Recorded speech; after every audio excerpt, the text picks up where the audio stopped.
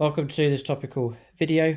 We're going to be talking about an element of 10th edition that I think was excellent, if not superb, and I think should be and hopefully will be brought over into 11th edition. So we'll talk about that here in this video. Before we get stuck in, just mention our sponsors. So for all of your Warhammer needs, it's gamingfigures.com, link for them in the video description below. At RW Studios for painting commissions, and in the backdrop here for this video, we're using the Sands of Time battle mat and their pre-painted industrial terrain set as well. So do check out gamemat.eu for your supplies of battle mats and pre-painted terrain, link for them below, and there's a discount code you can use across the store for 11% off.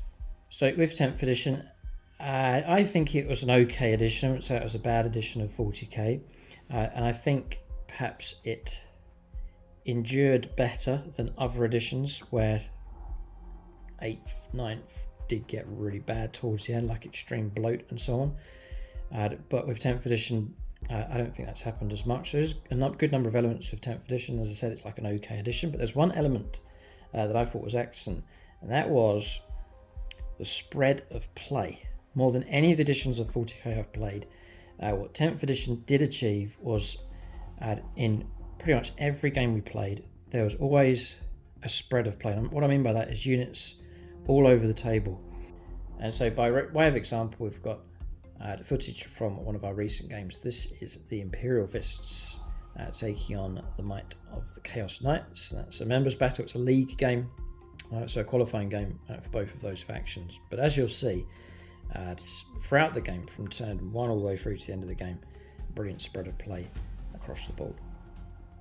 Many editions of Warhammer 40,000 I've played down through the years, you've had times where players, perhaps depending on the faction or the mission, will castle up. So they'll castle up in one corner of the table and not really move out of that area and still go on to win the game. 10th edition, with the objectives being in no man's land, the need for secondaries to be fulfilled across the board, it forced players of all factions and all missions to push out and to fight for the middle ground, to fight for the different corners of the table. So I think that was a superb move by Games Workshop. Very, very successful. Visually, the tables looked really good. It just completely destroyed players wanting to castle up. That idea would just now lose your games.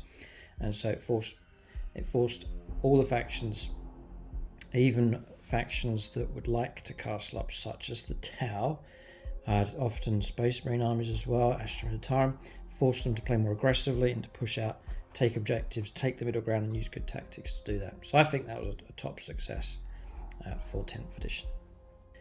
And I hope that will happen in 11th. I'm pretty sure it will. I can't see how Games Workshop will go back on doing that.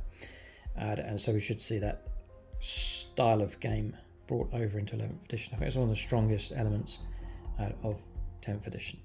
So let us know what you think in the comment section below.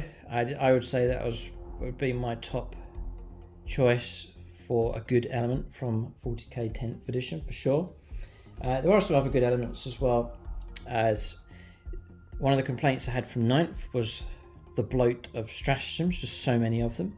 But with the idea of taking a detachment with usually 6 choices for stratagems, Games Workshop again stopped that bloat from happening. So another success as well. With that also, and then also aside from the game itself, the steady release of amazing sculpts and miniatures really was a hallmark of 10th edition for me as well. Just fantastic sculpts coming out from Games Workshop for all the different factions.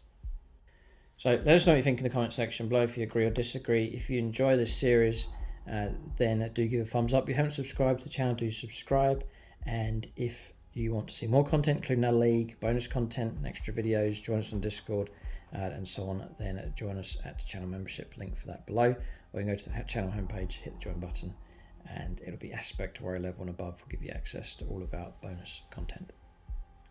And I guess on the upsides, with the spread of play, you got mini battles taking place, and often very important battles. You might just have a couple of units over one flank, and it's too late for other units to get close or to arrive as reinforcements, and so you had to fight out that mini battle over in one corner.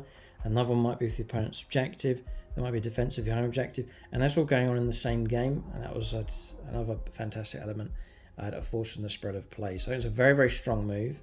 A real good reform that Games Workshop brought in as they brought in 10th edition. It's a massive improvement, and hopefully we'll see that in 11th edition. Or maybe you disagree. Maybe you think the spread of play is not such a good thing, but I think it's a particularly good move. Let us know what you think in the comment section below. Do check out channel sponsors. Links for them in the video description below. Thanks for watching. Tune in next time.